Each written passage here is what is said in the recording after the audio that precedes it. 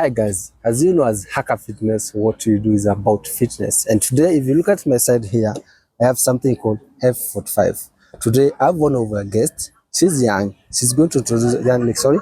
She's the owner and founder of this F45. If you don't know about F45, she's going to take us about her fitness journey and how she started joining the bodybuilder. She's a bodybuilder, remember that? And she's a businesswoman.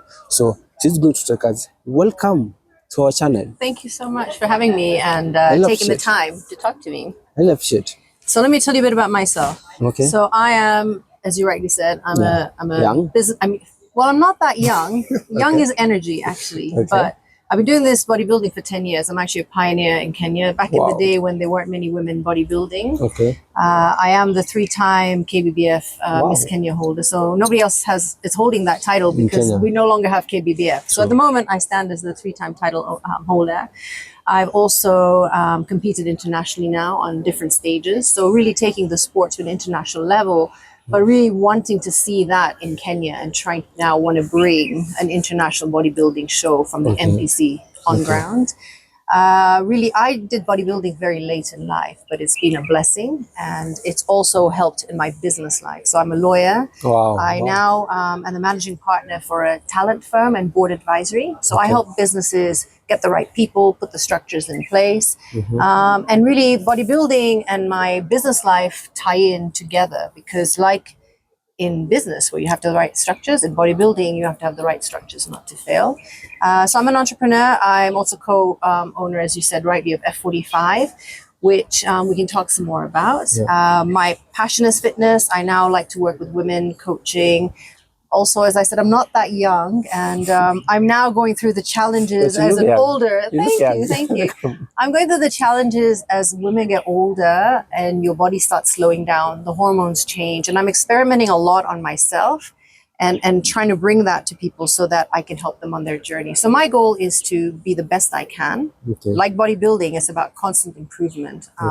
You can never finish and say, oh my God, my body is perfect, right? Bodybuilding, that's why I like it. It's about constantly improving yourself. And you need to do that in business. You need to do that in life. You need to do that in bodybuilding. And that's really my journey, is about constant redesign, constant rebuild. And really, Who are you?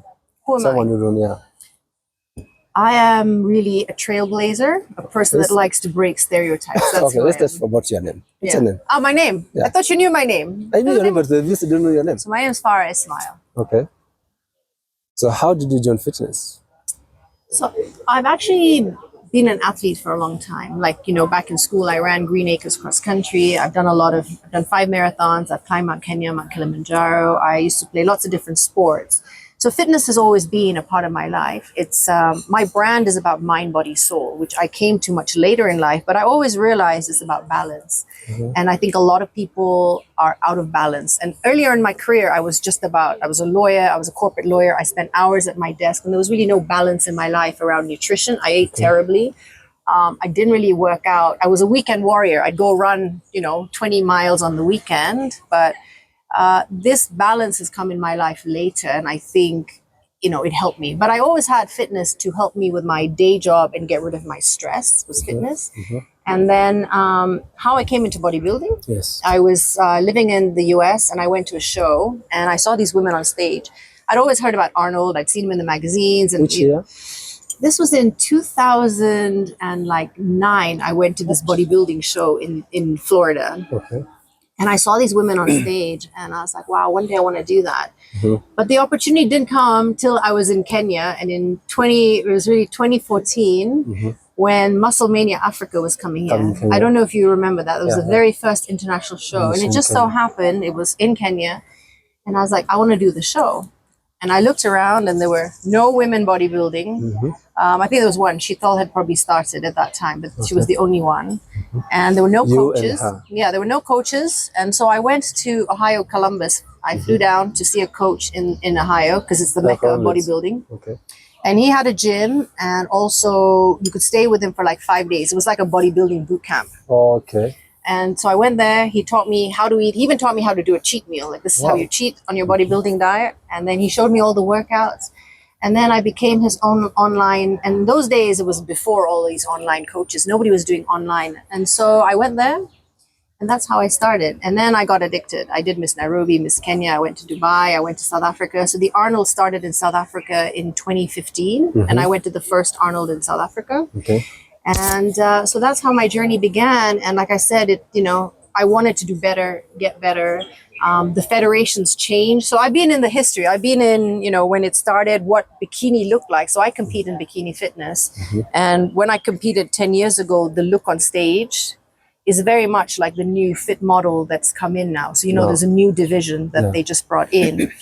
Because unfortunately, in the 10 years, there's been a lot of steroids that have needed to be put in for even for the bikini physique to be where you are with the rounded cap shoulders. You can't do it naturally. I've been doing this for 10 years. What? And Even still I don't have the muscle. Steroids? Oh, yes. Yes. I didn't know. I always thought that's all about men. What women? No, the thing is, look, women build muscle this is 10 years of natural bodybuilding. 10 years. I've been doing this for 10 years and yet my muscle is not where it needs to be at the international NPC level. This is why they've brought in this new category, because what happened is there were a lot of people taking a shortcut. To win a show in 1 year, you've got to take something. There's no way a woman can build the muscle in that time. And so I think it's been a journey, but I want to do it as a lifestyle. I want to do it naturally so that I can live through the sport. I want to be doing a bodybuilding show at 80 if I can. That's, I wish actually. You do it. It's a lifestyle. It's one of these things where I shouldn't kill myself in the process. Look, if a lot of young athletes will do it because they want to win shows, they want to become professionals, and that's their livelihood. I have another livelihood, so I don't need to kill myself to do this. This is my passion. This is what I want to do. And I want to live longer in the sport. I mean, there's a lot of deaths in the sport. There's, people who are doing this in an unhealthy way. And, that's not where I want to be. So, and that's why, again, you gotta know for yourself what's the right decision in your lifestyle and in your health journey. So what do you think young athletes, they make the mistake they make when they start working out? So I think, first of all, we've come a long way from before to now. There's so much information online, internet. Like the days when I started, there were no online coaches. I used to go to the UK to do posing because there was no online posing. Like you leave Kenya, you go to UK? I went to the UK. I wanted to win. Listen, I'm a competitive person. I needed to win. And there were no people teaching posing here. How am I going to get on an international stage? Because this was before everyone was doing online posing. Now I have an online posing coach. Yes. I don't need to go to anywhere. So my coach is in US. My coach for my bodybuilding is in Portugal. They're all online. But back in 2010, listen, this is... So you travel from Kenya for how many days? I go for 5 days, go to meet my coach and do posing because, listen, it's about winning. Come on. Wow, that's a very good insight because you go for 5 days from Kenya to US. Yes, and now again, this sport is not cheap, and that's the other thing, right? If for me, again, we don't get paid as bodybuilders by the Kenyan government, right? Even though I represented Kenya when I went to the Arnold, every show is so expensive between the tanning, the travel, the food, the coach, the gym membership. So it's a very expensive sport. Being coaches, you have to pay the coach. All that. I've spent a lot of money on the sport, but it's a self-improvement. I think I've benefited so much from the sport of bodybuilding. And one of the things now I fell into bodybuilding accidentally going to a show, but now I know it's the key to longevity, especially for women, right? And for men. So let's bring that. 2010, you used to travel from Kenya to US, and that time you're still working? Yeah. The same job, lawyer? Yeah. You try 5 days. Wow. That's a very passion. Yeah, I love very good passion. It's a passion. I love it. It's a passion. So then after competing Arnold, what happened? So I did 3 years of the Arnold. Then I started, so the federation changed and I switched to NPC. So Arnold is IFBB Elite. Yes. In about, I think it was around that time in probably around 2018, I think the federation split. I can't remember the year. So I switched federation. And then I started competing more internationally because all of these shows were now IFBB Elite and I was trying to do NPC. And so I've been doing very well at the masters level. Which category? bikini as well. Bikini as well. So I compete in the Masters and I compete in the Open. Problem with the Open is, everyone's 20 years younger, and that's the only category you can win. A lot of weight. You need weight. That's the only category you can win a pro card is in the Open. So that's the thing. So this last year I went to Milan to compete in a Masters show. Last year. Yeah. So that's a show. That's 2014. 2024. Yeah. The problem was I was the smallest there. I mean, all these women in Europe were on steroids. They were huge. So I think then the decision has to be, do you continue doing what you're doing, or, and I don't want to take any androgenic drugs. If you go to the stage and you find the other people that are using steroids and you are natural, how do you feel? Well, that's great if you can win when you're natural, right? But it's hard to do because of the look. And that's why, like I said, literally at the end of 2024, they just brought in a new category, which is less muscle than women's bikini, called it's the fit model category now, which if you look at what they want, it takes it back to pre-steroid bikini in 2010, which is the look I was used to before. Because, bikini is a changing, and bodybuilding changes, even for men. Even if you look at the physique category now, men's physique and what it used to be. I mean, the mass is a lot more. How do you think people are getting that mass, right? Yeah. Even if you talk to some of the bodybuilders here who compete. So IFBB Elite, I think you can do it without steroids, right? But NPC, it's very difficult. So you'll see a lot of our Kenyan athletes have won in IFBB because a lot of us are natural, right? So, but if you take them to NPC, even for the men and even in physique, you need a lot of mass, like you're, on the upper body, which is hard to get. So I think it's this challenge in bodybuilding, and I think they recognize it, but also the health issues. There's a lot of bodybuilders who have been dying, right? And it's either from the diuretics before stage. With the steroids, your heart gets too big. It causes stress on the body. So I think they're realizing, and there's been a lot of discussion around this issue. And this is why now I think they're bringing in this fit model category for women. Also to make it more accessible, because look, I've been competing for 10 years and I'm still trying to get my pro card in NPC. And it's hard. So I want you to give, what the best advice you can give that athlete who want to start competing right now? Someone just want to compete. Yeah, I think I go back to your question is first. So yes, thanks for taking me back to your question. So first of all, get a good coach. Okay. Know that it's going to be a money investment. So have a budget. If you don't have the money to bodybuild, don't go there. Okay. Because it's an expensive sport and it's very hard to get sponsors in this country. It's not like internationally where you get all these different sponsors who will give you cash. There are many sponsors who will give you like supplements, but to get cash, and you need cash to travel. Okay, so your supplements are great for it does differ in cost. So first, if you want to get into bodybuilding, know it's going to be expensive. Don't take shortcuts. Make sure you get a good coach. Get a good mentor. There's a lot of people who have been now in the sport. From when I started, there was nobody. Even like, where do I get my swimsuit? What do I do?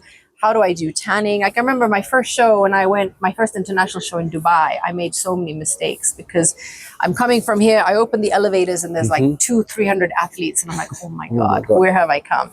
And I'd never done a spray tan before. Like, we live in Kenya, who does a spray tan? So I did the spray tan and I went to the bathroom and I opened like the water from the sink and it just spread everywhere and it splashed all over my, and I was like, oh my God. And this was the night before the show. And I'm like, what do I do? My makeup artist was late. Like, so many things went wrong. But that's the other thing. Like in any sport, you can be prepared, but anything can go wrong on the day. So you've got to have a winner's attitude. Like a lot of people, they'll go to their first show and expect to win. And then they'll be upset and they'll, listen, I've been doing this for 10 years. If I got upset every time I don't win, I'm going to give up. What's make you keep going? Like you say, I have to do it. What's in driving and you say, I have to do this? I have to do bodybuilding? Yeah. Or I have to do it? Yeah. For me, I told you, it's constant improvement. When I go to stage and if every year there's a part of me that's a better, like my calves are better or my shoulders are better or my abs are better, it at least I know I'm getting there. Because like I said, the sport is never about you get to a stage and say, I'm amazing. Even if the day before the show, you think you're amazing, you don't know who's coming to the show, right? So you win or lose depending on who's on stage with you on that day. And on that day, you could be lucky. And, you are the best on stage. It's a very subjective sport. So what keeps me going is the process. The getting on stage is the check of the goal. I finished, I got there, I've done. It's actually the process. So, even after a show, I'll maybe 2-3 weeks, I'll kind of slack off, but then I need to get back onto my structure, my routine, eating right, getting back in the gym. Like right now, I took a few weeks off after Milan, and I've gone back to like my separate body part workouts. I did like probably about 3 weeks of full body workout 3 times a week just to rest the body. And now I'm back into, different body parts 6 days a week, back into it. In the off season, I'm doing less cardio, but like in the on season, I was doing about 70 minutes of cardio when it was like a week or two away from, the stage. So I adjust according. So I'm a little bit now more at ease with myself, but I still eat clean. I prep all my meals. I try not to eat out. I don't like drinking alcohol. I'm very rare in drinking. If I cheat, I go back on. The problem with people is if you do like 2 days of cheating, you don't come back, right? But if you fall off the wagon, you come back. And I think I'm very good at that. So I can eat a bad meal and it's not going to destroy my life. I can go back the next day and start eating and I can eat the same food every day. I'm one of these people that, chicken, broccoli, egg whites, oatmeal, sweet potato. I eat the same thing every day. Oh. So I don't have an issue with that. Some people have a problem around diet, but I don't. I can eat the same meal. I eat my 5 meals a day. I prep them all. I'm always ready with my meals, and that's how I operate. So let's get back on Dubai. Then when you say your makeup artist was late, and then everything was, and what happened? I still, that was my very first international show. I think I was just overwhelmed. Like, I think and so, when you ask me what's the advice to new athletes, it's overwhelming, right? Like, there's so many different parts to the piece to get on stage. It's not only the preparation before, getting your body. Then once you get there, you feel like your body, you have the muscle, you've got the tan, you've got the suit. So there's so many things that could go wrong. I think you just have to take it in stride, and then you learn from it. So then I learned, right? Then I knew, okay, next time if the thing splashes, I know they're going to touch it up the day of the show, but I didn't know. I'm like, what the hell's going to happen? I've got all these splashes everywhere. My makeup artist was late. I was running late. I was upset, but now I always make sure I have reputable makeup artists, but you can never control that. Did you still compete that time? Did you still compete? When? On Dubai. Yeah, I did compete. I finished. Did you compete? Yeah, you finished. Which number? I didn't place that year. That was my very first international show. How was it, your competition? It was a different competition. It was actually my first natural show. It was the natural pro qualifier, and it was also different because the posing was different. I did 2 different categories. It was very confusing. That was my very confusing show. But you have to start somewhere. And your second competition?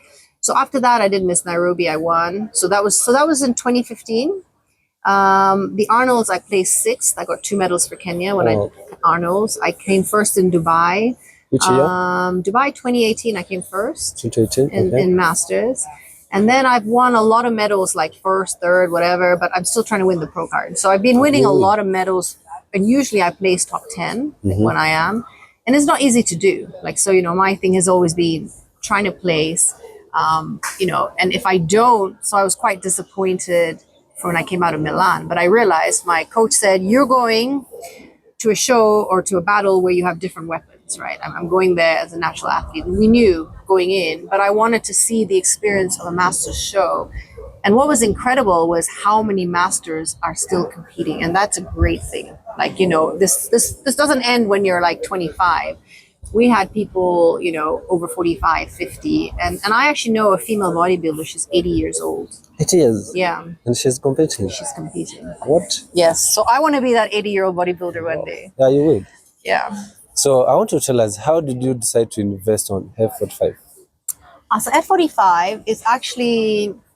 So while as a bodybuilder, I have a different goal. I always say you got to find a form of fitness that works in your lifestyle, works by your age and what you're doing. And I can't do things that I was doing in my 20s. Well, I could, but you got to still be, you got to be conscious about what you're doing.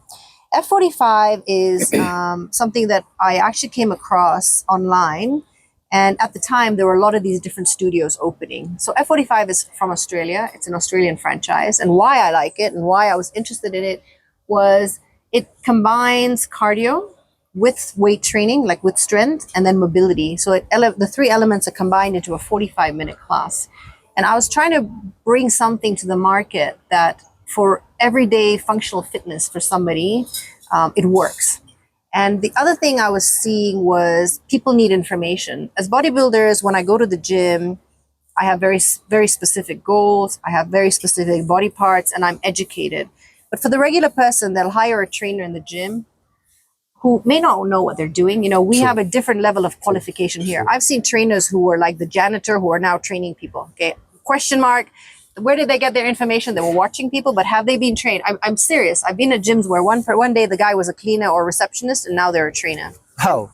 I don't know, but I'm telling you, it happens in Kenya. So what this thing is, right, is it's about bringing a qualified program. So the program is actually set in Australia. We don't create it. Oh, you didn't create it? No. Our trainers are the ones who watch you on the ground, and they've also been well trained so they get trained by the Australian methodology. Okay. All of the workout is on the screen. So the trainers don't have to make things up. It's already set up on the screen. They just make sure your form is okay and get you through the class. And it's 45 minutes, and everywhere in the world, they're doing the same class. The same class? At the same week. It's the same classes. And so there's a level of control. And it's a franchise, so we have to live to the international standards. They audit us to see, is your equipment like this? What's going on, etc. So it was something to bring to the market that is international quality and somewhere where you can go in and go out. Well, you did some few minutes. Yeah, what did you think? What did you think of it? It was very good and test, I can say. Like, it's the best workout I can say. Someone who want to lose or someone who want to do for lifestyle. Yeah, business. it's great lifestyle. It's great because it's just only 45 minutes, but it's very intense. So you are targeting all your muscle in the training. In and out, 45 minutes. If you did that 3 or 4 times a week, and that's really what's recommended, I think it's a great model. Now, for you and I as bodybuilders, we're sculpting. I have to look a certain way on stage. So for me, I use F45 like cardio. Okay. And just do less weight. Okay. So if I was to do F45, it's more cardio. But for the regular person who's a lifestyle person, you build muscle as well because you're working with weights and you pick up the weight to what you want. And so you push yourself, but the trainer pushes you as well. So the trainers who are there, they know you now, you're coming to the classes and they're saying, why aren't you increasing your weights? They're going to push you to increase your weight. So that's how, and so I do like it as a program. So what makes you and you decide you want to invest not on the gym like a regular gym as a bodybuilder gym, just for F45? So look, I think regular gyms, there's a lot now in Kenya. One, I think even with F45, I think you spend a lot of money depending on location to pay the landlord, right? So, and the amount of equipment needed in a regular gym. If you see what F45 is, more free weights, barbells. I mean, there is equipment and it's not cheap, but to maintain a regular gym, the constant maintenance. So this is actually, it's more of a studio, right? So it's a different model and it's unique. It's something different. And that's really why I liked it. Like there's enough gyms around and like, for me, I like to try different gyms. Like I know like you go to different gyms as well. I like to go to the new and best gym. And technology is changing, gym equipment is changing, and I think regular gyms will always fall behind. Like they'll always need to keep improving and spending money. There's also certain ratios. You have to get a certain number of people into the gym to make money. So I don't know. I mean, I think gyms are good if you have multiple locations, but also like F45, we want to open more locations. Wow, I can do that because it's a very good workout, I can say, because if you look at, we're just following the screen. Like, so and if you get lost, you follow the screen. And the thing here is in other gyms where you sit there and the trainers are like looking on their phone while the client is working, like it's just, it really bothers me, because I'm all about getting results. So this gets you the results, we know it. And it's also a community. So the people who come to F45, they get to know each other. And then, they all support each other as well. So we have events in the community. We have like happy hours and going out events. Yeah, so it's really fun. It's a nice way to meet people and be with people who are in fitness. Also depends on your personality. In my younger days, I used to love group classes because I used to love being around people. Now I have very individualized goals, right? So I started there. I wasn't always a bodybuilder. So when I used to go to the gym, I used to love classes. So this is like a class, but a class that gives you everything in one class. So how long have you been in the market? F45. Well, we actually opened during COVID. So literally, we got 2020. So right when COVID started, we just brought all the equipment. So we couldn't actually launch. For the longest time, we had our classes online, even though we had all the equipment sitting in Kenya. So it was a slow start, but now it's good. We're doing good. Yeah, I mean, so we can only run a certain number of classes. We try and keep the number of people in the class to 20 people. And so we run a bunch of classes every day and through the week. So do you think about opening another mob lunches outside Nairobi? Another F45? Yeah. Yes, I mean, even within Nairobi, like we'd like to look at other locations, like want to look at probably Gigiri, Westlands. We're almost at capacity at this one. So yeah, looking at other locations. So let's jump for this. What the mistake you think people they make when they want to lose weight? Okay. The mistake people when they want to lose weight. Yeah. So losing weight, first of all, let me come at everyone's different. We have different genetics. So what works for you is not the same for me, right? That's the first thing. So we have a lot of coaches who will give you what works for them, do the same thing. It's not going to work. So first you really need to understand the person. If I'm working with someone and I do coach people, I don't go into the gym and train them, but I'll put them on a program and understand what they're doing and be their accountability partner. Now, in doing that, I first need to do an audit of their lifestyle. Like you can't come to me and say, how do I lose weight? I need to look at you and go, well, what are you doing right now? So I look at, and there's different elements to the wellness equation. Okay, so yeah, what are you eating? When are you eating? How much are you drinking? What's your water intake? When are your workouts? Are you doing cardio? Are you doing weights? What's your sleep like? Like if on the nights when I sleep like 4 hours, the next day I feel like I'm heavier. Like if you drink less water, you'll actually not lose weight. Water is great for losing weight. The more water, so I drink 4 liters a day. So the more water you drink, so there's all these different elements, and then you look at that. So, and I've tried all these different diets. I've tried keto. I've tried, my last show I was doing carb cycling. Mm-hmm. That's a very interesting diet, but not eliminating carbs completely. I did keto. I'd always end up flat on stage. And I do think, especially as women get older, we need carbohydrates for our hormones in our system. So now I don't eliminate carbs completely. I will sometimes recycle. So definitely one of the things is eliminating a food group, right? They're there because you need them. Okay. If you're going to eliminate carbs and you don't time things, you're going to start eating into your muscle, which you don't want to do. So I think it's about fad diets, okay? It's about doing fad things. I know Ozempic's big in the market right now. Look, I much prefer to do things naturally. Like I know some people have medical issues, it's hard to do it. But there's so many other risks of putting other substances into your body. I know many people who go under the knife and do liposuction, all of those things, but I still think the most natural way to do it is the better way. And so I think avoid shortcuts is what I'm saying. So I want you to give this natural way someone who don't know. There's someone don't know about fitness, anything about fitness, and they want to lose weight. Yeah. So I want you to bring down the best way they can do it and lose weight. The 2 levers as a bodybuilder, are one is increasing your calorie intake, your calorie burn. So that's through cardio, okay? And the other one is decreasing calories. There's 2 main levers, really, okay, that we have to lose weight. But you got to do it in a sustainable way. So a sustainable way is not all of a sudden cutting all your food. Like even when I'm bodybuilding, the lowest I'll drop to is 1,200 calories, okay? Because then your body's not going to function. And in off season, it's about 2,000, and you want to move it as much as 3,000 calories, okay? I'm not saying everyone should be there. But what I'm saying is that's one lever to start dropping the calories. The other one is I increase my cardio, right? So you increase the movement to burn what you're taking in. Those are the 2 levers. And really, healthy weight loss is about 1 pound a week, okay? We don't want to be doing more. Those people who drop drastic weight, it's just not sustainable and it's not healthy. So I think if you're looking to lose weight, like I said, first do an audit of what is your lifestyle. Also, what are you going to do for cardio that you like? You're going to make it something that you enjoy. Okay. So for me, I like bodybuilding and I like, say, walking in the forest, running or whatever. For you, it might be dancing. So sorry, let me cut you off. What's the difference between walking and running? So one is low intensity, okay, burns less, okay? And if you're running, it's high intensity, you burn more. The best thing is to basically do cardio in your ideal heart rate zone. Another way to look at it is effective cardio is burning 10 calories a minute. That's effective. Okay, that's at a rate. That's just a kind of a benchmark. Okay. But that is kind of cardio at a high pace. Now, another interesting element to this is as women age, we want to do less kind of crazy plyometric cortisol burning activities for a long endurance time. You can do quick sprints, that's fine. So there's a lot of complexity. Losing weight is different for a 25-year-old versus a 45-year-old. Like I find it's a lot harder for me.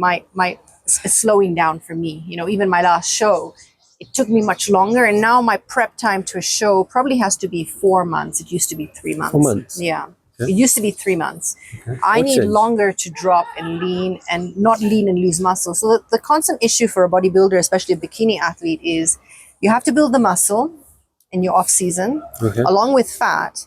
And then you need to like burn the fat, but not burn the muscle while you're burning the fat. And so, you know, it's a very complex system so that you get stage ready and lean, but still keep your muscle and not. So you lose burn, your muscle. like you burn the muscle, you burn the fat, Yeah. then you build the muscle at the same time. Because in your off season, you're basically eating more, you're building more, right? But then what happens is you don't want to build too much fat because how do you lose it in time for stage? So it's you know, it's a bodybuilding is not easy. It's a very fine art trying to understand what is the right amount. If you do too much cardio getting to stage, you're going to burn your muscle. So can you burn fat and build muscle at the same time? Yeah, I think you can. But you don't want to get too much fat, right? I mean, that's the thing. So that's why even in the off season, you want to eat relatively clean. You don't want to start eating pizzas, right? Because you're going to inevitably build a bit of fat because you're not as lean. So even in the off season, I eat quite clean. What is a clean diet? A clean diet. A clean diet really for me is less processed food, like, you know, not packaging, eating probably things like oatmeal, sweet potato. We've talked about complex carbs, right? No, like white flour things, croissants, all of that stuff. No. I don't really take a lot of sugar. I take fruits, but I don't, you know, and definitely when I'm leading up to a show, I'm dropping even my fruit intake. So everything natural, okay? And I eat meat. So I mean, I can't advise for a vegan person, but really, you know, chicken, fish, I eat a lot of fish. Mm-hmm. So really keeping your protein high. Okay, in every meal having protein, having some green vegetables that are alkaline. I eat a lot of avocado. It's great for your skin. Drink a lot of water. I drink a liter of water in the morning with lemon before I start my day. That just flushes everything out. So I told you, hydration's huge.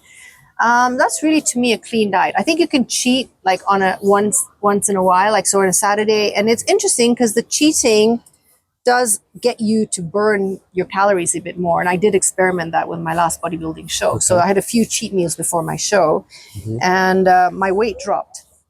But after a clean diet, after you're doing clean, and you're basically on a bit of a deficit, if you take in one cheat diet, I went for a hamburger, right?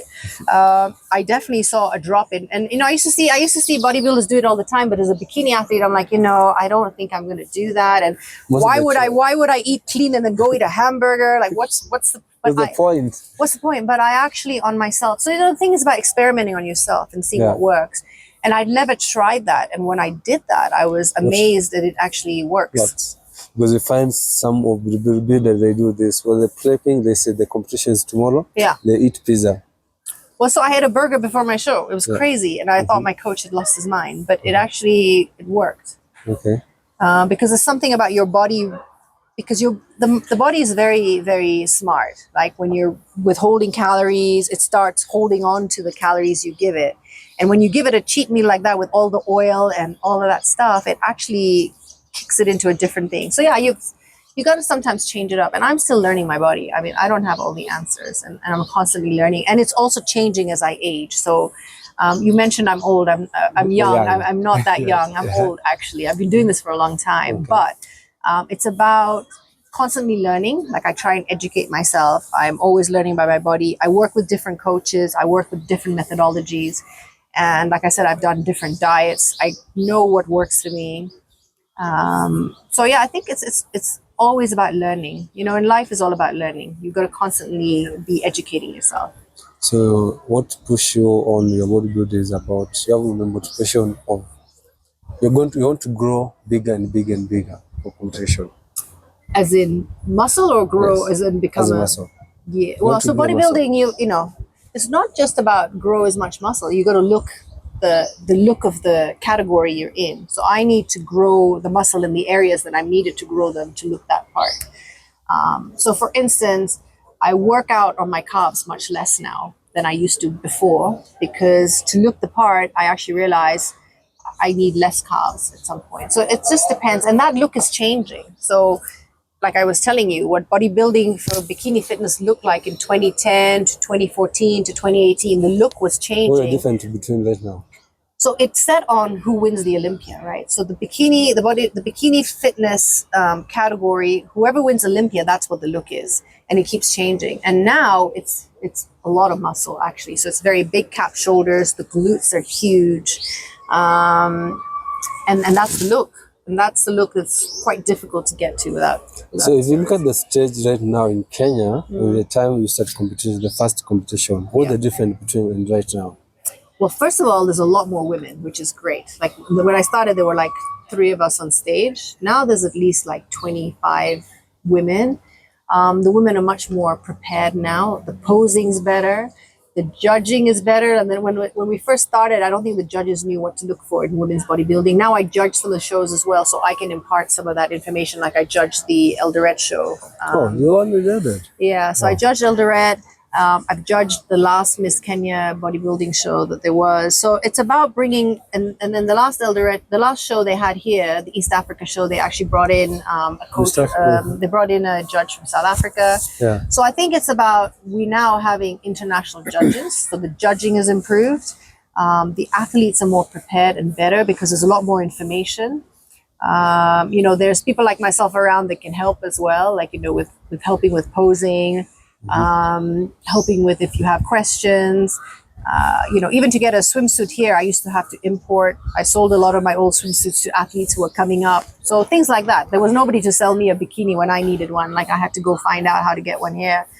And it's much easier to bring things into the country. So I think now we have a lot of people on stage who do very well internationally. So we have a lot of athletes who can go out and do well, which I think has taken us a while. Also because there's no money in the sport, right? Like it's no money. It's an expensive sport.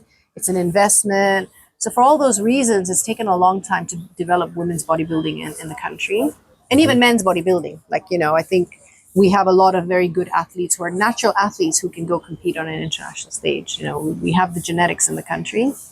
So I think it's an exciting time, and I've had many people approach me to have NPC pro qualifier here in Kenya, but it's about finding the sponsors. So if anyone's listening, if any of you want to sponsor a huge international standard bodybuilding show, contact me. I've got like people saying, we want to bring it here, but we don't have the people sponsoring it. We don't know yet if it's big enough to have like an NPC pro qualifier in Kenya, but I'd like to see that happen here one day, so that our athletes can compete here on the ground for a pro card and don't have to travel. And that's the problem. It's the cost to go travel to other countries to get a pro card. It's difficult, because you have to fund it yourself. Because the bodybuilders in Kenya, there's no money, I can say. And then even if you win it, it's very hard to get sponsors. So once you win it, why do you want to win a pro card? You want to win a pro card so you can maybe train other people, but we don't make a lot of money training here. Kenya, let's start. Yeah. Then you want to do that so you get sponsors. I'll tell you, doing this for 10 years, it's very hard to get sponsors, right? So also the climate of getting sponsors. So yeah, even if they win a pro card, what are the benefits for someone doing that? And so that's some of the things, right? But again, it's also a personal, it's personal gratification to win the pro card. So yeah, you can do it for that reason. But from a sport that pays, bodybuilding doesn't pay in this country at the moment. But I'd like to see that it does. So what do you think people they need to improve when it comes to bodybuilders in Kenya? What do you? They need to improve. The bodybuilders or the... Yeah. I think we need to get more government support for bodybuilding. I really do, so that we get paid and there's promotion of the sport. Because we have, we promote running a lot. But we have amazing talent, both women and men, in bodybuilding, that we can really have elite bodybuilders. We'd love to see a Kenyan at Mr. Olympia, right? Sure. Or Mr. and Miss Olympia. So I think that should be the goal, is either people who want to put money into the sport and grow the sport, or have the government come in. So it has to be either private or public. We have to get some money somewhere to grow the sport. So you've been doing this for 10 years, and how many people have been inspired? I don't know. Definitely someone say. I know that it is. It's been a byproduct for me, is inspiring people and meeting people who are like, oh my gosh. But I also, I have many different avenues. I've also been on reality TV, so I was trying to get the message out. So I did Housewives of Nairobi. That's what we need to ask you. Yeah, so I did Housewives of Nairobi more because I wanted to put bodybuilding on the map. I wanted to be a different housewife, and the definition of housewife is or was married. I used to be married, so that's how I'm a housewife. But it was really, I wanted to put the lifestyle of someone who believes your wealth is your health, not that it's your Gucci bag. Yeah, because that's what I think is most important. Like, if you don't have your health, you don't have anything. And so I wanted to be on the show to represent a woman whose priority is health and wellness. And yes, I have my corporate life, and I do that, but my passion is bodybuilding. And I did feature actually F45 on the show. You did? And we actually did lunch here at Palette because I like Palette. I support them because of their work with lesser able people. So, they hire people in the community who can't hear or speak. Yeah. And so I wanted to promote them. And so we had an event here. I did like a detox bar, and the women hated it because I had no alcohol. But, I was trying to promote my brand about wellness, right? So, yeah, I was on the show to stir it up from the other side. Usually the show is all about drinking and alcohol and partying. And How long were you did House of Kalangala? So this was season 2. Okay. Yeah. So that was like last season. There's 12 episodes on Showmax. And I don't know if I'm doing the next season. But anyway. No, you're supposed to do it because you did a good job. Thank you. Did you watch me? Are you going to watch me? Yeah, I did. I watched the House of Kawangwala, but I didn't watch all the episodes. Okay. Yeah. Okay. Yeah. So you continue to do what you are doing. It was a way to inspire people who wouldn't otherwise usually get the message, or know me or know what it is. And it was also to talk about issues around women aging, career women aging, freezing eggs. I know you don't know much about that stuff, but there's so many issues women have. Just experience. Someone can watch it and they want to understand what is that? What's freezing eggs? Yes. All right, so freezing eggs. So, after 30, a lot of things start changing for men and for women. So for both of us, our muscles start deteriorating. It's called sarcopenia. Okay, so that after 30, in the same way, women's fertility starts decreasing after the age of 30. So you guys need to hurry up and make the decision if you want a woman to have babies with you or not. So basically, the health of the egg starts decreasing. And really, so for career women, this wasn't something available, but now it is. You can actually go through a process and freeze your eggs, so that when you want to have children, you can have them even though the quality of your egg is not the best. So basically, anything after 40, your eggs are not the best quality. In fact, like I said, they start dropping after 30. Yeah, it's crazy, I know. So now there's a way in the clinics in Kenya where you can freeze your eggs, and then you can continue with the life and find the right guy who's ready to propose and put the money down. And then you go into the clinic, you get the egg, and you put the sperm in the egg, and then so that's another process, yes. I never hear something like that. I know. What? I know. So otherwise, we'd want the guys to hurry up and make their mind up about the women. But if they're not hurrying up and making their mind, this is one way to kind of buy some time for women. So working out as 50 years old or 60 years old is more important for someone who's 60 years to work out.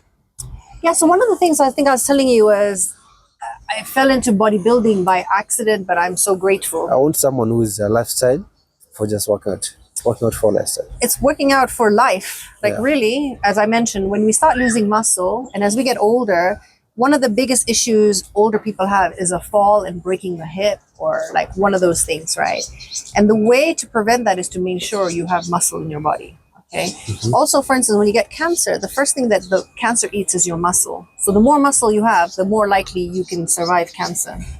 So there's this whole thing called muscle-centric health. It's this whole study now around the benefits of muscle. Like even when you contract muscles, it releases certain hormones into the bloodstream that are positive hormones. So there's so much now that they're trying to understand about the critical nature of weightlifting and really contracting muscles and the benefit of muscle on your life and longevity. So while I fell into it by accident, now I think, and while I've done all these different sports, this is going to be something that I continue now because it is needed for your life. Like it's needed for longevity. And so it's, for instance, right now I'm seeing all these people playing paddle. Paddle is a craze right now, but the problem is it's cardio. There's people who do like 4 hours of paddle. You know what it's doing? Is cutting into your muscle. So you can do 4 hours of paddle, but please do some weightlifting, eat protein, so you're building muscle. Because you know, that's the thing. People don't understand. They think, and you asked me that question about what is the mistake people do to lose weight. Yeah, they'll do hours and hours of cardio, which is great. You're going to lose a lot of weight. But they say you do a lot of cardio, you lose weight fast. Yes, you'll do it, but you lose your muscle too. So the thing is doing it in a way to keep your muscle. How? Okay, what do I need to do to keep my muscle? You need to lift weight. Okay. You need to lift weight. You need to do some cardio. Cardio is for the heart. And how I'm going to lose weight? That's the thing. It's a very fine line. It takes time. So 1 pound a week, you could do that. That's what bodybuilders do. We keep muscle, but we lose weight. And so that's why I said it's a combination of cardio, weights, diet. Okay. Those are your levers. Combination of weight, diet, cardio. So, okay. How long? And then water, sleep, all those things we talked about. So, and how long do I supposed to do cardio? Because I don't want to lose my muscle. And how long am I supposed to do cardio in the gym? So it depends. It depends on the person, what they're doing, what their goals. Realistically, anything over an hour in the gym, you start releasing cortisol. So not good. Okay. So usually you want to stick to like hour workouts maximum. Okay. I'd say like 45 minutes of cardio. The most effective thing I found, because I've experimented a lot, right? To lose fat and not lose a lot of muscle is one of the most effective things I learned. Okay. I sometimes bring it back into my routine is walking on an incline on a treadmill at 15 incline for 45 minutes with weights, like 5 kilos. You walk at a 2.5 mile, which is about a 4 kilometer an hour. And you do that like 5 times a week. That's a good way to drop fat. If someone can find treadmill, or someone can't afford treadmill. If someone can't afford a treadmill, then you walk outside with weights for an hour. Like so 10,000 steps is what they say. If someone did, so the one of the things I guess you live by is 10,000 steps a day is your cardio. Then you do an hour of weights, right? Can I lose fat when I'm walking? 10,000 steps. Can I lose fat? So that is more for your heart, okay? But you add some of the weights can help you. You're gonna lose. You're not gonna add muscle doing that, okay? You're gonna drop. So remember, I said cardio will help you lose your fat and lose weight. But we're talking about the other element is you want to keep your muscle. So when you know, I talked about shortcuts. Okay, you might have an event coming up. Okay, so you're gonna do crazy amounts of cardio, lose weight. But in the long run, I'm talking about, you know, so I did a DEXA scan. You can go for the scan that looks at what's your overall body protein versus fat. Like, where are you? Where is it in your body? Where's your visceral fat? It's really important in the long run to have protein, to have muscle. So this program, where you're saying someone can walk 10,000 steps, is someone who's 20 or someone who's 30 or someone who's 50 or 60, they can do the same thing. They can do the same thing because it's not hard on your system, okay? But then you got to do the weightlifting. It's going to be slower. So if you do high intense cardio, which I said burning 10 calories a minute, walking is not going to burn 10 calories a minute. It's much slower. It's like 3 calories a minute or something, right? Okay. So you got to keep that in mind. And so you'll know that you're not going to lose. And then you might need more of a lever from your food, right? So it's complicated. And this is why there's a big industry here about losing weight. Because first it's an individual and their genetics. Yes. Then it's the goal. Is my goal 6 months, 3 months, 1 week? What's the goal? And that's why it's individualized for everyone. So you can have general things, but I'll tell you generally from a lifestyle, if you did 10,000 steps a day, okay, that's good for your heart. It's not so much about burning weight. Okay. You do weightlifting. Okay. What about running? Running is great. It's fast cardio. Okay, so you'll burn more calories, but it's hard on joints. And too much running, you're going to burn your protein. How many runners do you see with a lot of mass? Look at the runners. What do they look like? Skinny.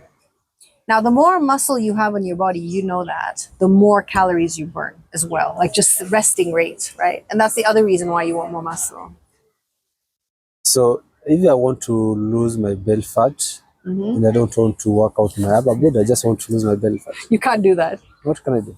You can't do that. There's no spot losing. People they say in the cover just want to lose my belly fat, nothing more. Okay, the only thing I can tell you there is something I've tried, which is M-Sculpt, which I actually posted about the other day. What's that? So that is a non-invasive tool. It's expensive, where they use electromagnetic stimulation, and like one session is about 20,000 sit-ups. But that's because you don't want to do the sit-ups. You can just go do the sit-ups, right? So how they? Okay, just So it's make me basically understand. stimulation. You know, your muscle contractions are you contract and relax, contract and relax. Okay. This thing is like it's like a stimulation that Your causes muscle. you to muscle to contract Like and you're doing relax, sit-ups. like you're doing sit-ups. Oh, okay. It's a shortcut. It costs a lot of money. It's better you go do the sit-ups.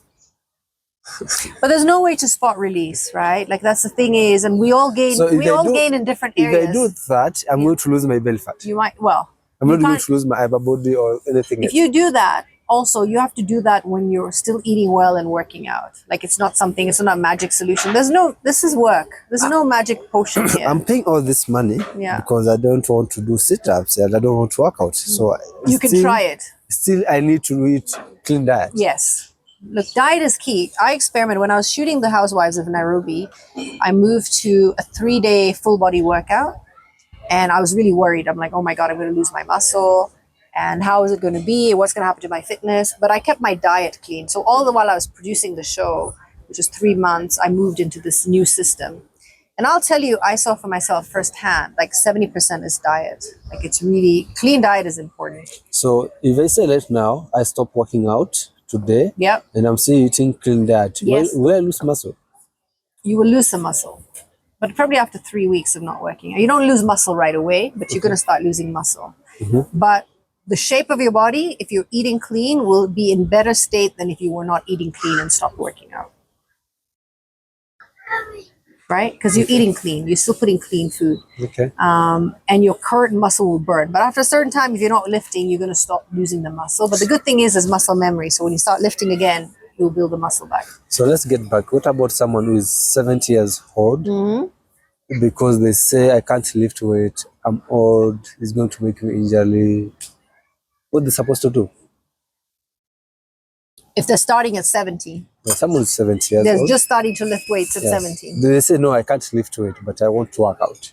You start first with body weight. Okay, even body weight workout is better than no weight because you weight bearing on your muscles, right? There's nothing like can't. You work with them with their abilities. You know, you should know from being in the gym, there's many ways to work out a body part, right? Like when I have an injury, I work around it in a different way. So I think with anyone, if you have somebody who understands the body and understands how to help them build the muscle, but protein is key. Even that person should be eating a lot of protein. What ends up happening is people don't eat enough protein to build muscle. So they have to be eating protein as well. But there's a way to work around injuries. And that's why a trainer who understands the body and understands the limitations of a client would know how to work around that. How many protein do I need to build my muscle? So it's like 1 gram per your weight is what they say, right? 0.3 to 1 gram. I mean, again, I think it's every meal. Okay, you need to have protein in every meal. Every meal. Every meal has to have protein. So let's say You need to make it a priority, right? So let's say I'm having only 2 meals per day. So every meal is supposed to have protein. All those So meals. 1 gram per body weight, okay, per day. So you making sure you have that when you're. That's what you got to make sure you have. Okay. Any protein? So different proteins have different amounts, like different protein sources have different amount of protein, right? So chicken is different from fish, from eggs. So you got to figure out what it is. And you can get we have so many apps now where you can look to see, are you making your protein requirement? Most of the meals I eat are chicken and fish and eggs. And I take protein powder as a supplement. Which protein? So I'm a USN ambassador, so I of course take USN. But I use the USN. They have a protein powder that has 0 carbs and 0 sugar, and that's the one I take. They've also got Blue Whey, but I prefer the one with 0 carbs and 0 sugar. Okay. So we're almost finished, and I want you to tell us about this because we talked about F45. Yeah. And how you open and how you decide to open this F45, what the benefit. What is the plan for the future? The plan for the future of F45 is really expansion. So, I think we need to open a few more locations. I do still believe it's a great product for lifestyle. You were there. Yeah. You were there and you saw the impact of it. So I think it's first you need to educate people. So I'm really grateful that you're doing this so that people know about it. And then it's really people try it. I also said you're going to enjoy something. I mean, I think you saw people were having fun. It's going to be something enjoyable so you'll be consistent and you can stick to it.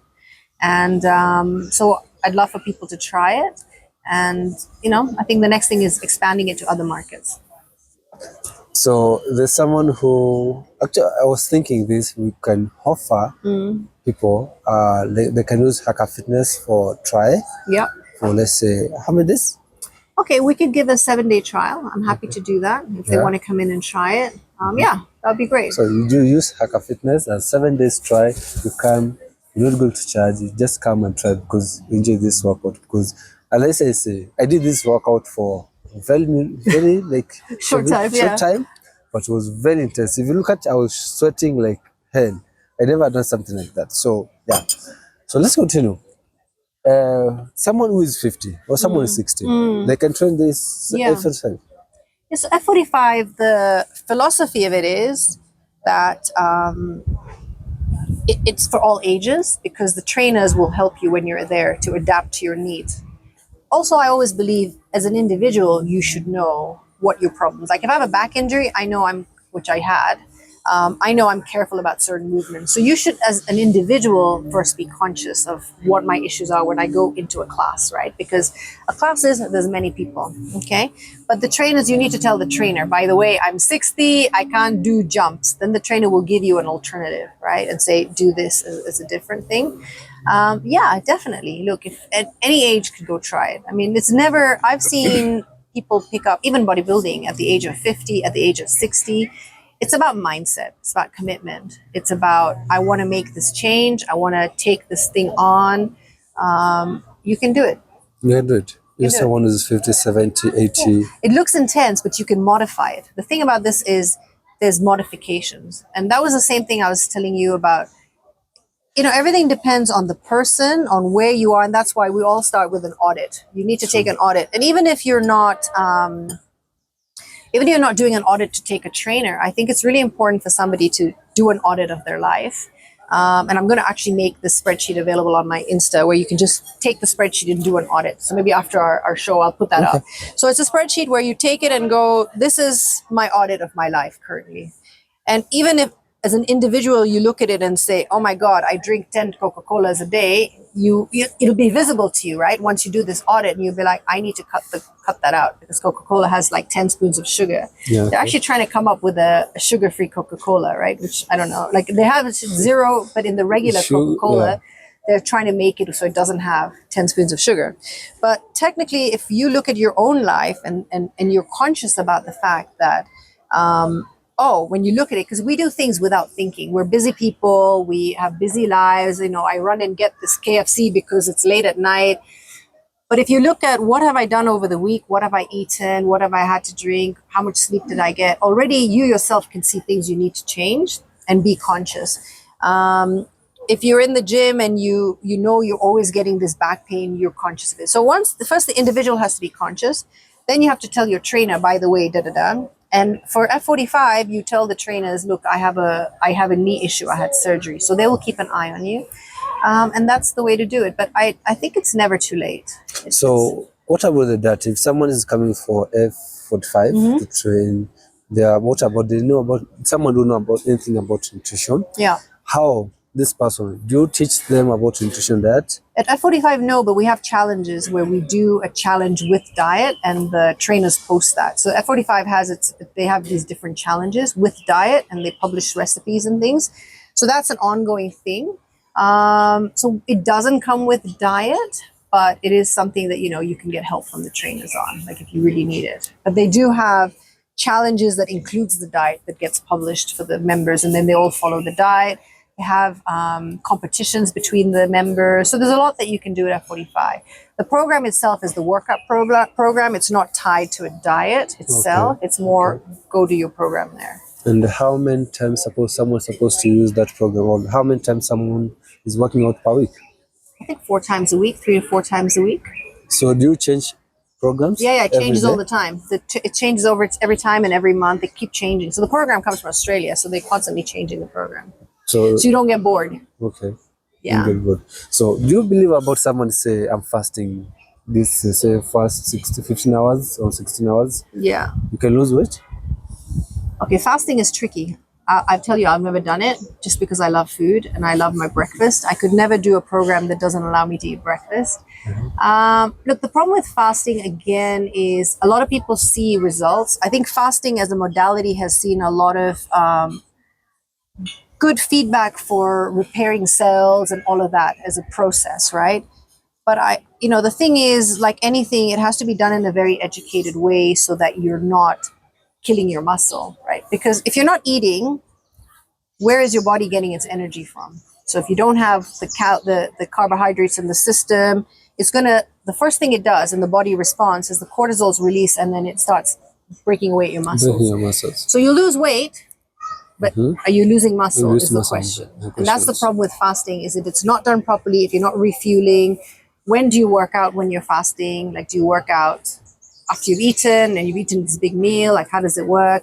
So, even the people who fast for Ramadan and bodybuilders who fast at Ramadan, you've got to really either plan not to be working out a lot, or when do you do your workout? How does it work? So fasting is something that I personally have not done, so I can't really comment on it, just because I'm more used to the typical traditional bodybuilding diet, which is fuel my metabolism. The traditional philosophy of bodybuilding is eat 5 meals. You're always like a fire, putting in the food into the fire, so you're never losing muscle. You're always giving your body muscle, enough food for your muscle. And I do believe in that philosophy, but I myself like that philosophy. Like, I like small meals at a regular basis, and I prepare myself for that.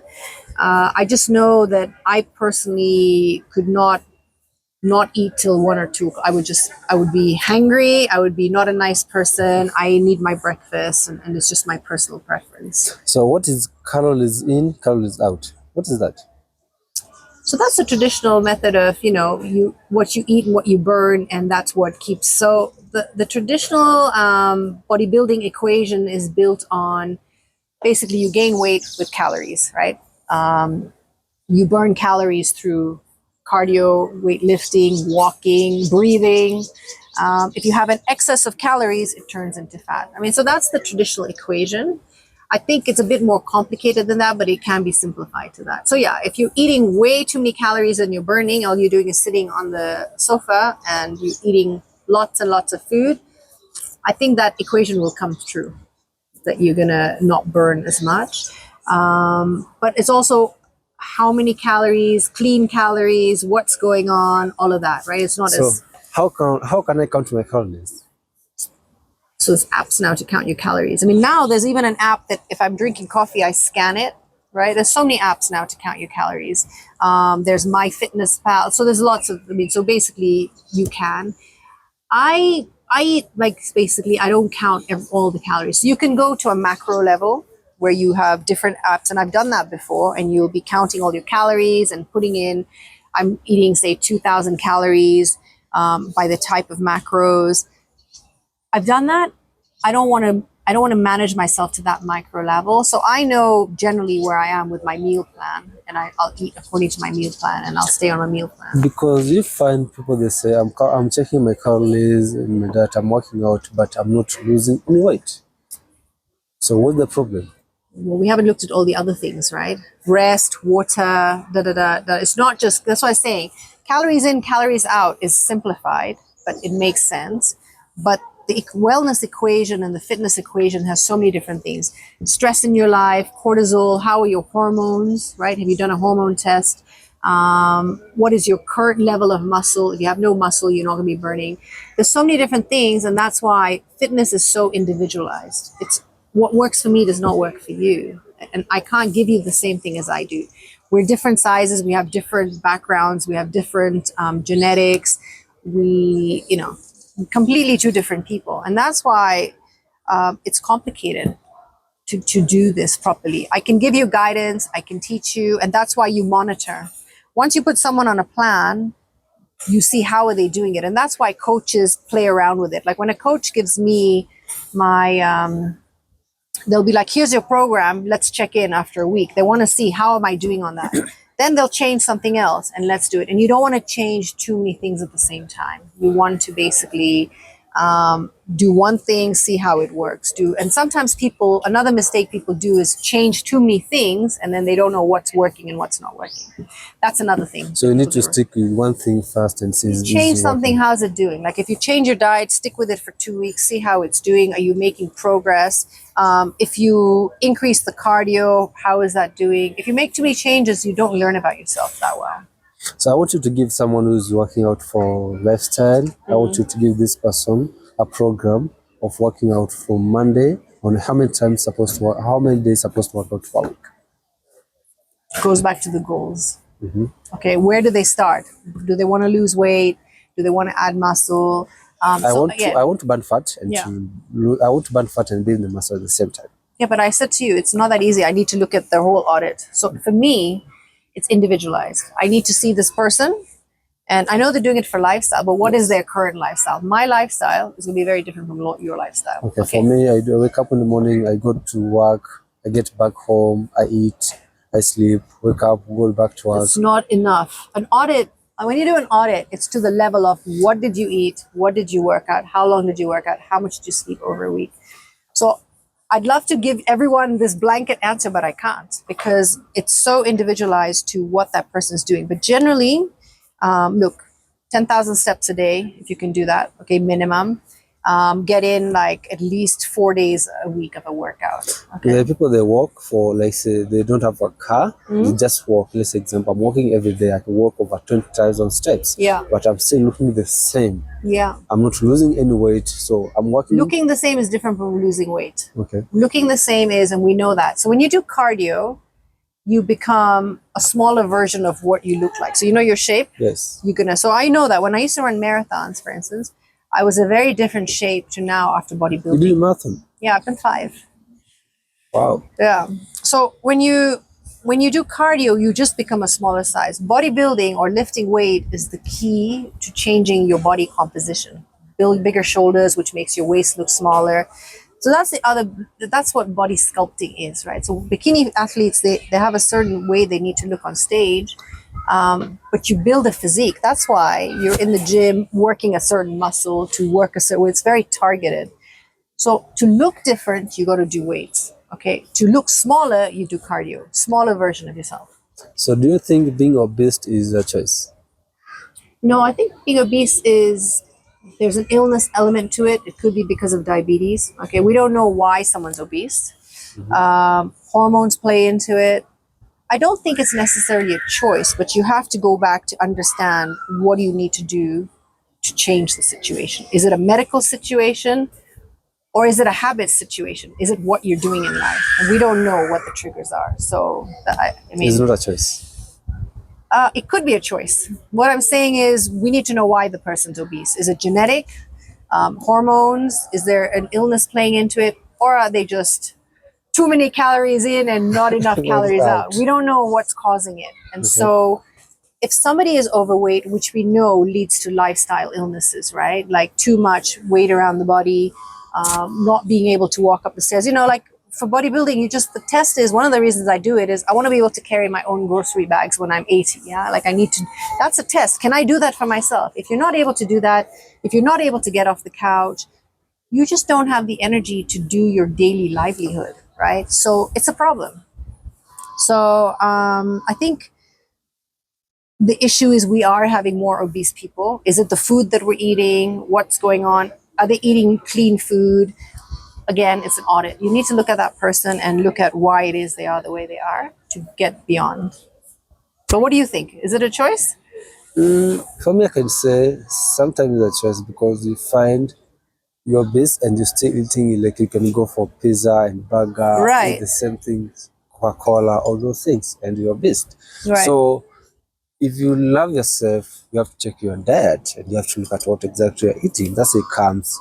What you're eating, you have to check what you're eating. You have to look all your meals. Exactly. So you need to investigate what's going on. But so you find people, they come to say, I'm obese because I have been trying to working out, I've been trying to do this and this, things they're not going they expect. Yeah. But you find someone is eating a lot of calories more than they want to burn. And bad calories. Exactly, bad calories. Because you find you can eat 6,000, 5,000 calories. Yeah. And you want to go to the gym and you want to go and burn 3,000 or 2,000.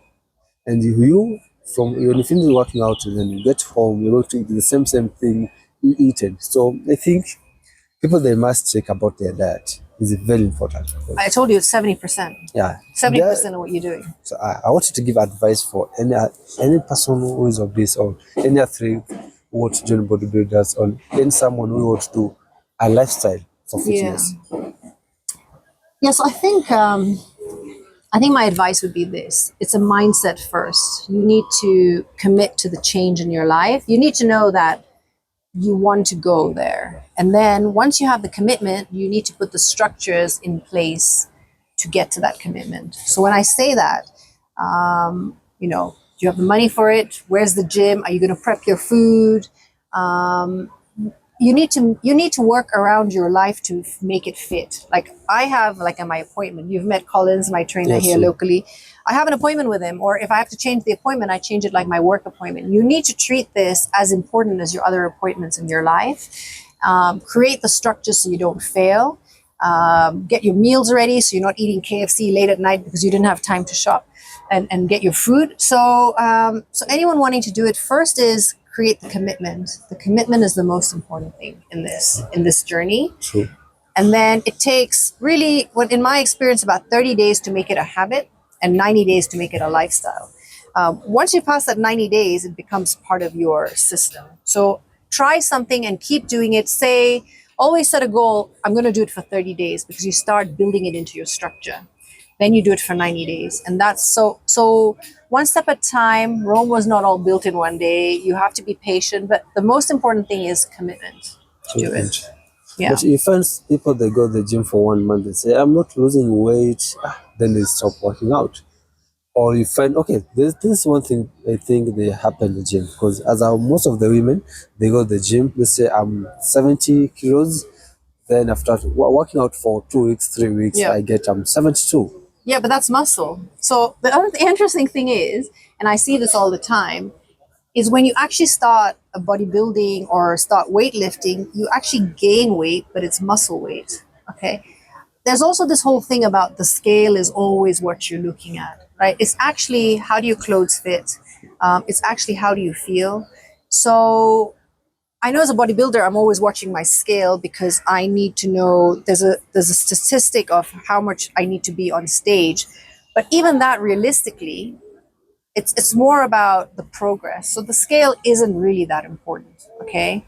It is, because it's one way of measuring, am I losing weight?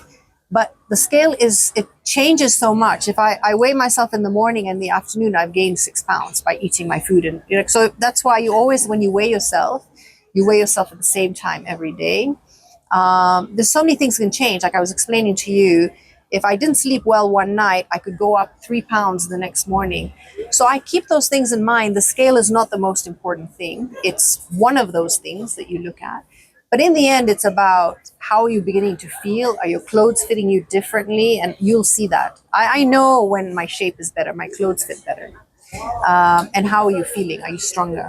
Okay, so the scale is one side of it. So when people go to the gym, one of the things they do need to know is initially they'll gain some weight of muscle weight. Then they'll start dropping. And as the muscle starts burning more calories in their daily experience as well. So you gain weight, then you start dropping weight. How that's what? That's the way it is. And realistically, muscle weighs more anyway. So, but it's compact, right? Versus fat. You've seen those pictures of what fat looks like. Hopefully you can put the visual for your viewers. But, yes. Muscle versus fat. You'll see muscle takes up less room, weighs more, and fat is just like, so I think it's education and understanding. So how long do I need to sleep so I can recover my muscle? Okay, again, it depends. So it depends means everyone's different. Some people need less sleep. I need at least 8 hours a night. Okay, if you're lifting more and more active, you need more sleep to basically get all your systems to rejuvenate. Okay, so I know I need the range for a bodybuilder is 7 to 9 hours. But I know people who sleep like bodybuilders who sleep on like 4 hours. I don't know how they do it. I don't know how they function. The importance of sleep for restoring all systems and building is so important that I don't know. But some people might just be genetically inclined to sleep less. But I know I need more sleep. So do I need sugar if I want to lose fat? No. What do you mean Why? you do need sugar? Because we find people we find so many people that say I can't stop taking sugar. Oh no, one of the first things you want to drop is sugar, especially like white sugar. That thing, I mean, fruit may be okay, but one of the first things that's causing you spikes in your glycogen and causing a retention of fat is sugar, and that's why Coca-Cola is the worst thing. First tip I'd give you: stop drinking Coca-Cola. Stop. Okay, I can stop drinking Coca-Cola, but I can use sugar. Stop taking 2-3 spoons of sugar in your tea. You know, as Kenyans, we love sugar in our tea. It's the worst thing. And you drink 3 cups of tea, and that's like 6 to 8 spoons of sugar. So, a great tip is just to make one change in your life is take out the sugars, the white sugars. Yeah. So, which sugar supposed to use? You know, my journey was from removing sugar, then going to sweetener, which is also not that healthy, to honey, and then to nothing. Like that was my journey in my coffee, for instance. I used to love sugar. So I cut out the sugar, then I went to something, and then really cut it out. Because if there's someone who is very addictive to sugar, so we have said, I'm trying to stop using sugar, I can't. You have to. So, okay, I want you to give me how the best way someone can stop. Yeah, I think I talked about it. So it's basically you transition out. Like some people can go cold turkey and say, I'm going to stop. But the best way is to transition to honey, maybe. Just tastes different. So sweetener, honey, and then nothing. Transition out.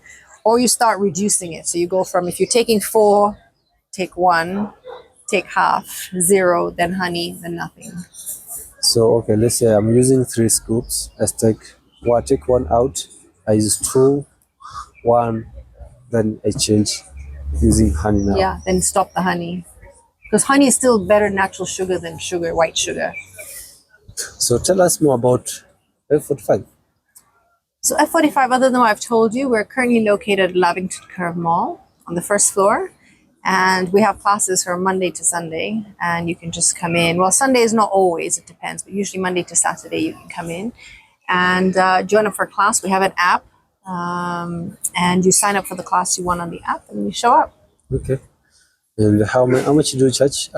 Tell us. So we have different fees depending on when you're joining and how much. So you can always get that information. So I'm happy to offer you guys basically a 1 week for your followers. Yeah. You have 1 week trial. 1 week trial, and then depending on what you want, because we have a yearly membership.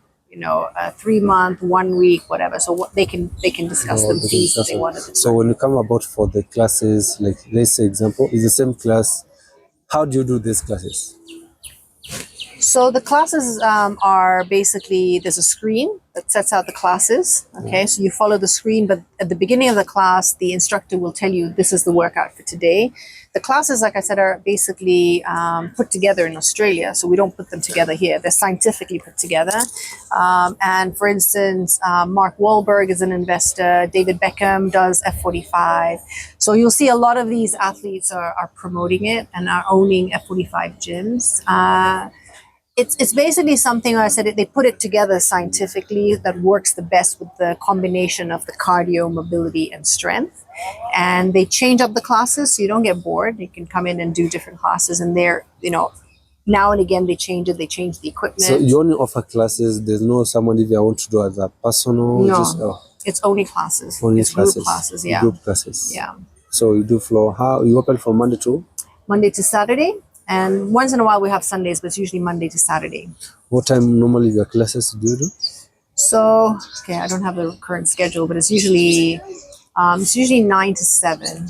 9 and 7. Yeah. Morning, so all the classes are advertised. No, we have some 5 o'clock classes, some 7 o'clock classes. So to the followers of Haka Fitness, a special welcome to F45. Please come try it out. We have an app. It's the F45 training app that you can get more information, go online, or just come to a studio at F45 at Lavington Curve Mall. and special offer for you for 1 week. So just use code HackerFitness, come in, try us out. And as a kind of final, I really wish you the best of your fitness journey. If you have any questions, you want to DM me at farah.ismail on Instagram. I'm also on Facebook as Farah Ismail, on Twitter as well as Farah Ismail Kenya. So look for me, and I really am thankful for your time today. Thank you. Guys, if you enjoyed this episode, you know what to do. Subscribe and share this video with your friend, because you learn more about fitness. And also remember, go for F45 at Lavington Curve, and just join the membership and enjoy the workout. So as you know, see you in the next one. Peace out.